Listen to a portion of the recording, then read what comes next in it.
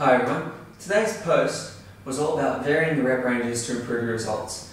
Now what I've seen over my time in the fitness industry is most people religiously stick to 3 sets of 10 repetitions. Now the question that I want to ask, is that really ideal? Just because it's the accepted norm, does that mean it's the best way to train? When we look at training, we're looking at a lot of different factors. We need to look at what the muscular system is doing, we need to look at the hormonal system, and we also need to look at the endocrine system, which is our hormones. Now, the muscular system has been looked at by everyone a number of times. Some smart trainers are looking at the endocrine system, but the neural system is the one that's most misunderstood. Now, if we look at the neural system in training, what has previously been the understanding is that sets of about 1 to 6 repetitions primarily stress the neural system. There isn't too much of a cellular or metabolic adaptation. Sets of 10 and higher provide primarily a metabolic stimulus, not too much in the neural system. However, when we look at that, that's really incorrect, because any single movement we do affects our whole body. It affects our neural system, our hormonal system, and our metabolic or muscular system. What we've been told is that when we're doing exercise, if we're doing like a bicep curl or a bench press, it's the last couple of reps that really count. This has been hammered into us by bodybuilding philosophy, where going for the burn has been the total goal. Now, if we look at neurology, there's a principle which is called the size principle. What the size principle basically states is that motor units, which are the parts of the nervous system that control muscular function, work on a continuum. For example, if I'm going to lift up a glass of water to have a drink, my body's only going to recruit a certain amount of motor units. They're going to be quite small, not my strongest units.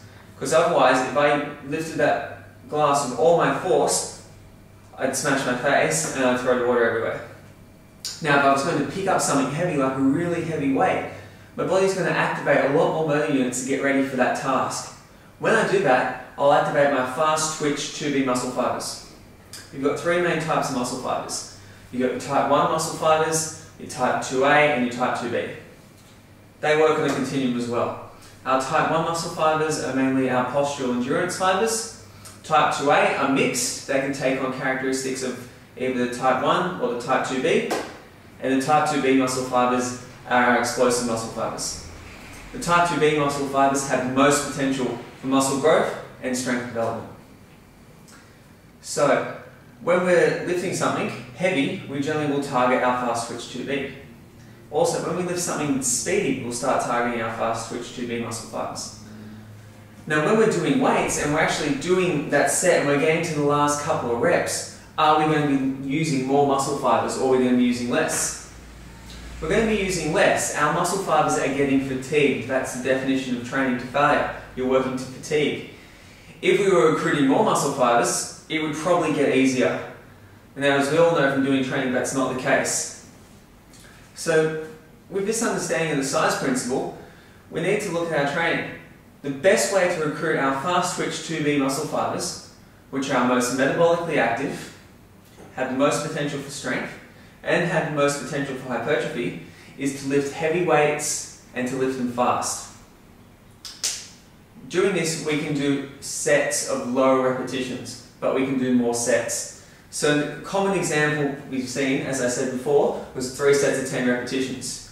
If we change that around and do 10 sets of 3 repetitions, we're going to be lifting with a much heavier load anyway. So if we actually look at it, we'll lift a lot more over the same period, and we can all agree that more weight leads to more stimulus, which leads to more growth and more strength development. What we want to do when we're lifting weights and doing our training is to do every repetition as fast as we can, through full range of motion, using perfect form and heavy weights.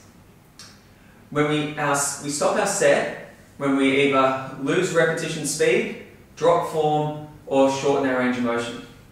Those 3 factors basically indicate to us that we've stopped recruiting our fast twitch 2B muscle fibers and they're fatigued.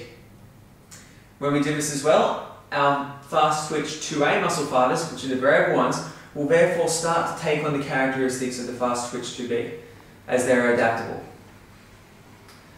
So guys, when we're doing our repetitions and sets, what's a good idea is to actually flip around common rep and set ranges. 3 sets of 8, let's change that to 8 sets of 3. 3 sets of 10, 10 sets of 3. 2 sets of 12, change that to 12 sets of 2 and so on. By doing this in your training, you're going to find that your strength goes through the roof, your results will improve, and you'll actually get the results you're after. Thanks a lot for watching.